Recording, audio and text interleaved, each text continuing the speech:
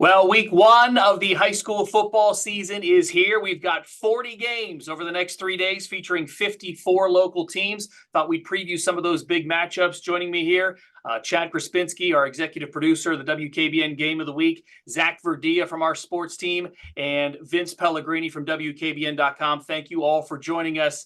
Our coverage starts this Thursday with our Game of the Week. Two teams that went 4 rounds deep in the playoffs last year, Chad. Walsh Jesuit and Ursuline should be a great way to kick off the season. What a way to find out where you are at this point to start the season. This Ursuline team is absolutely loaded once again, and it's been a while before these two teams have met. They last met back in 2014 with the Irish coming away with a 4-point victory. We're going to learn a lot about this Ursuline team right from the get-go. We'll have it live Thursday at 7 on MyYTV and WKBN.com. A lot of big games on that Thursday. We're also going to be in Canton for what I think is going to be a very interesting matchup. Warren Harding, for the second straight year, will take on the Bulldogs. Of course, the Bulldogs won big time last year in Warren, went on to win 9 games and went 3 rounds deep in the playoffs before they lost to the eventual state champions, Lakewood St. Ed's. Raiders are very interesting. They're coming off a playoff run as well last year. They found some success late in the season with Chaz Coleman at quarterback. He's got a ton of preseason attention this year, and he's got plenty of weapons around him, including the Girard transfer, playmaker Steven Sims. That offense could very well be dynamic, so we will be making the trip to Canton on Thursday to see the Raiders. Zach, you've spent the last month covering preseason practices around the area. What are you excited for on Thursday? Yeah, between going to those practices and having a bunch of those Big 22 contenders come through, one that really stood out was that Crestview Western Reserve game. 2 big time running backs coming into the season. Max Hawkins had a huge season junior year for the Rebels last year. 1,500 yards, 16 touchdowns, incredible year. So he'll look to even top that this year. But Nathan Hemberger for Western Reserve. Last year he was a menace on the defense. School record in tackles, nearly 200 of them. But he said when he was in our studios that he's really excited to carry the ball on offense this year, really be a force in the backfield. So that one will be a matchup of them on as runners and on the defensive end as well. How about Warren JFK and Liberty? I know that's another one you've got your eye on.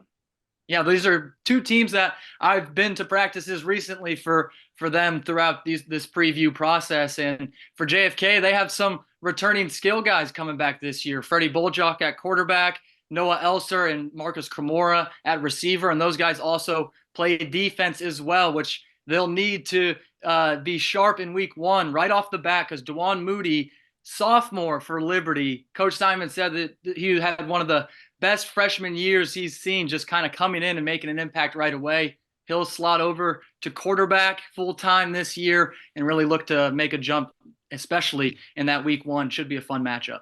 Yeah, a lot of great games on that Thursday. That's a few of them, but we've also got Niles Holland, which is a big rivalry game, and of course Jackson, Milton, and Matthews. So we'll have our hands full covering all those games across the valley and all the way down to Canton. On Friday, our coverage will start with another WKBN Game of the Week. For the first time in a long time, we're letting the fans choose, and the votes have been counted with 41% voting for Hubbard and Brookfield. A backyard rivalry, 15 years in the making. Chad, you'll have the call from Hubbard on Friday nights. And like Zach alluded to, we had players from both teams, Hubbard and Brookfield, come through for Big 22 Media Days. And boy, just the look, the eye test for those guys, they really look the part. They're big, they're strong. Brookfield absolutely loaded, a fantastic quarterback over there at Hubbard. Hubbard has won 12 straight head-to-head matchups in this series. A great way to start the season on our first Friday night in week 1. Now, the other 2 games that we let fans vote on, we were just as excited about. Canfield and West Branch and Springfield at South Range. We loved both of those matchups as well. If it had gone their way, we'd have been thrilled. Canfield, of course, coming in with their big tight end, the D1 committed Angelo DeLucia. He's fun to watch. And West Branch returning a lot from that team last year with an offense that averaged over 41 points per game. They're looking to light it up again this season. 3rd straight year these two have opened against each other, so we're excited about that. The other one, Springfield and South Range, that's just another big-time rivalry game, Vince.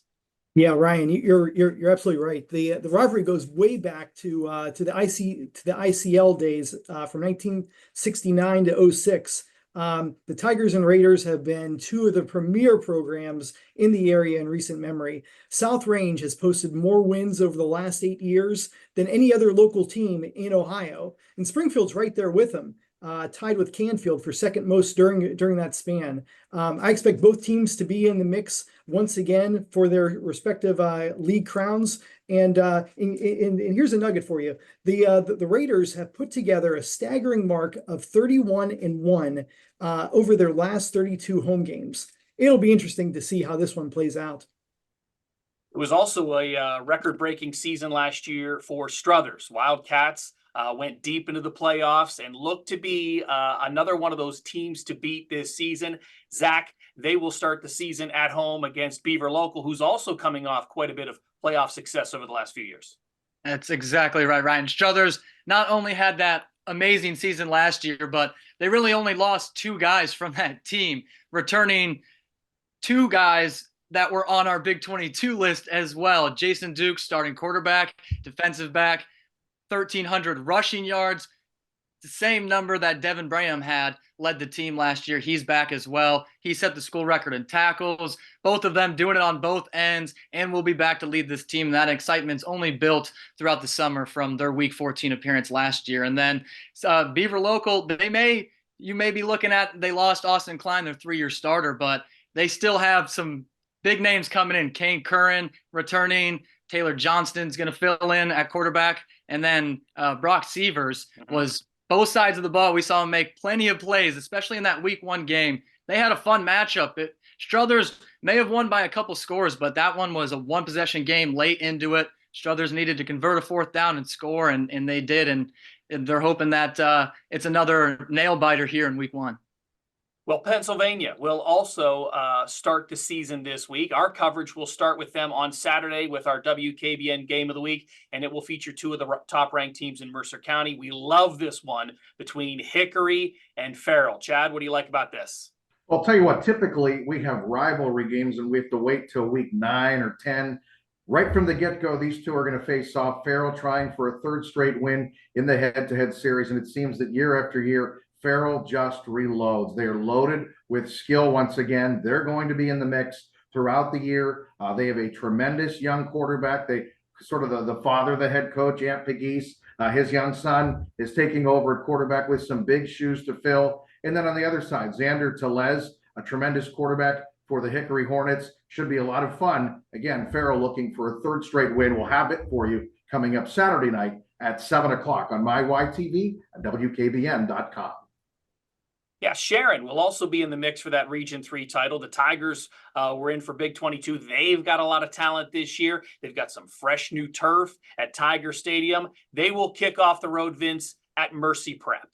Right. Yeah. Mercyhurst Prep. Last year they averaged 60 points per game during the regular season and permitted just 52 points to be scored during its 11-game schedule. That's an entire season. 52 points. The Lakers' only loss last year was to Farrell in the district final. Sharon this year, they're without a very successful senior class, but the cupboard is far from bare with players like Brody Miller and Ike Friday back for their senior seasons. Just remember last year they're coming off of a 9-win season, first time in 5 years. Not a single opponent was able to score 21 points or more against their defense in any game. This is going to be a really fantastic matchup, and anyone making the trip up to Saxon Stadium, they'll be very impressed. Should be a great season. Hard to replicate that defense from Sharon last year. That was unprecedented. Grove City also going to be in the mix this year for that Region 3 title. Should be very interesting how it all pans out. It all starts this Thursday. Of course, we will have highlights, post-game interviews, and live scoring all 3 of those days right here at WKBN.com.